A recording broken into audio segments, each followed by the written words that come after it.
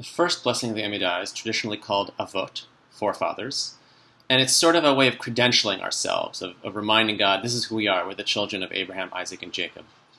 And in the egalitarian movements, there's been a trend over the last few decades to add the matriarchs in there as well. And the different movements have different ways of doing it. So the way our conservative Siddur does it, we say, Magen Avraham Ufoked Sarah, the shield of Abraham who remembers Sarah. And that remembering comes actually in the Torah reading on the first day of Rosh Hashanah, when God remembers Sarah and helps her get pregnant, so she gives birth to Isaac. And the reason the conservative movement chose that language is because Magen Avraham is a quote from the Torah, and so they wanted a parallel quote about Sarah. I'm not personally a fan of that because I don't think it's an equal playing field. Magen Avraham, protector or shield of Abraham, is something that went on throughout Abraham's life.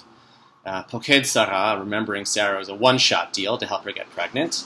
And I want to imagine that Sarah had more of a role in our people and in Abraham's life than just as the mother of Isaac. So I believe the Reform movement says Magen Avraham ve'ezrat Sarah, the aid of Sarah, or the helper of Sarah, which is my personal preferred text.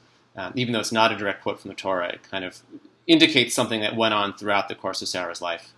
And you can also, in some places, just hear Magen Avraham ve'Sarah, just kind of insert Sarah in there without her own verb.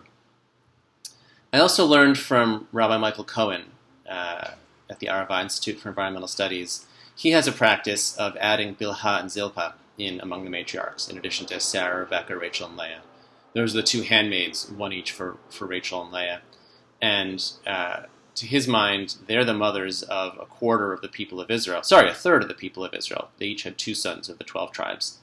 And so to not include them is a classist move that only sees the four matriarchs and doesn't see their handmaids as important as well, which I think is lovely, and I do in my personal davening, that isn't part of our Siddur, so it's not something I'm pushing our community to do in its communal davening.